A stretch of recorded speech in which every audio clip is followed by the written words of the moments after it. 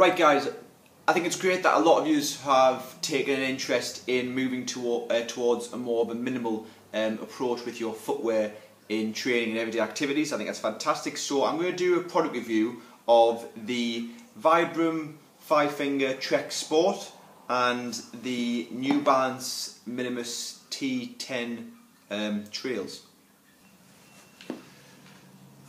Right, so looking at the Vibram 5-finger TrekSport, this has been an absolutely mega shoe. The best piece of training kit that I've bought ever. Fantastic. I've got very little bad things to say about it.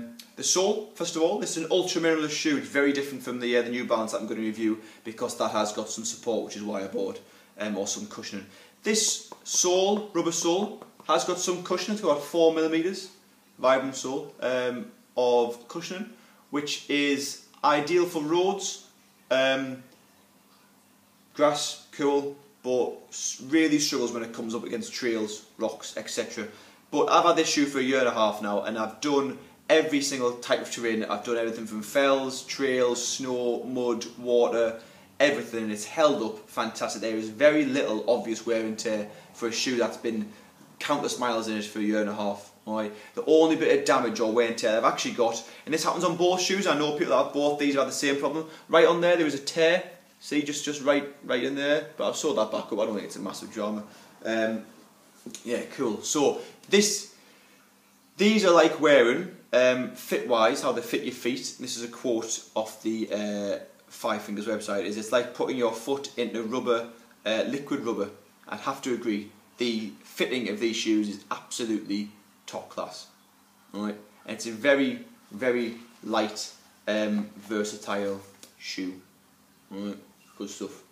But I must say that if you are running around right now, walking around in space boots, by space boots I mean big, massive, you know, like Asics with gel this and rocket thrusters on here and you know, like all this crazy technology, you know, like rubbish, you will struggle to train or move in these right now. I will put a video on in the next few days how you can, you know, start slowly transitioning to more barefoot running / training. But just bear that in mind if you are thinking about getting a pair of these. Feel free to ask me any specific questions, by the way, on these, because there are a few points that might need to be taken into consideration. But absolutely awesome shoe. This then is the New Balance Minimus Trail T10. There is a newer version of these. I wasn't that convinced because they just added more support, not more support, sorry, more protection. And the whole point is that I wanted, you know, a minimalist trail running shoe.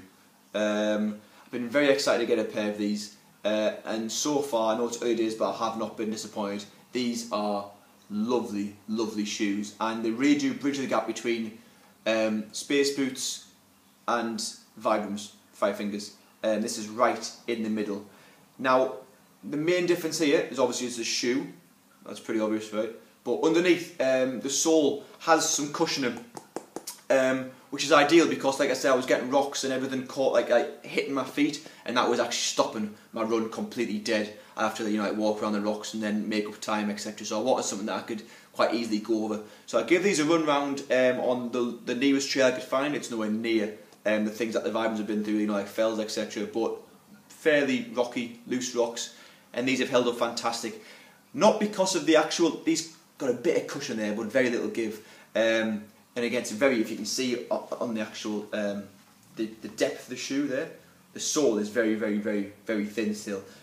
So there isn't that much cushion. But the rocks, etc., actually got, they were stuck, sorry, not stuck, but caught. See these little, those little pads there, like all around here, right? That's what hit the rocks first, so not many rocks made to my sole. There was one or two big ones, but not many of the rocks actually made onto the sole, and I couldn't feel them on my feet. But I could still feel the surface that I was running on. It was obvious when I was transitioning from surface to surface, which is brilliant. That's really what I wanted.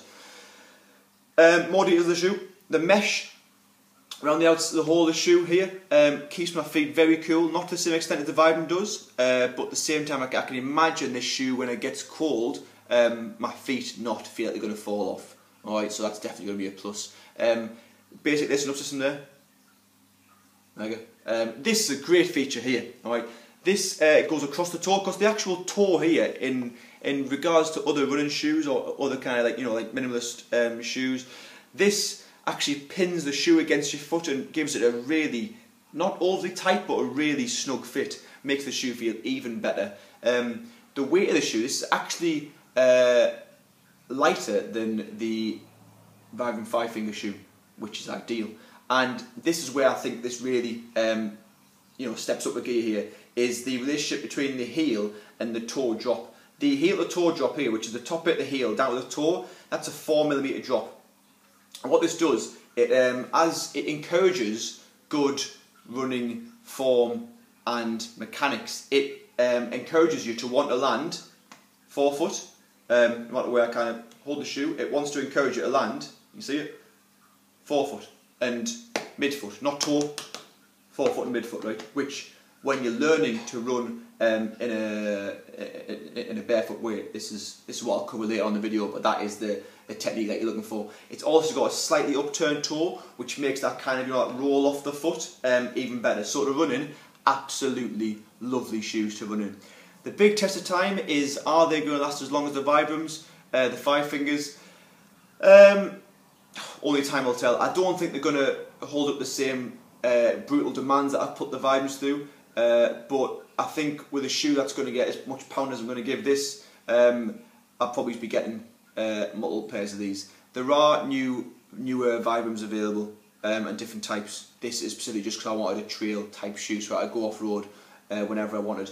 And these retailed at, I got these, I'll put a link down below, at only £46, so half the price of a set of Vibrams. Again, awesome shoe.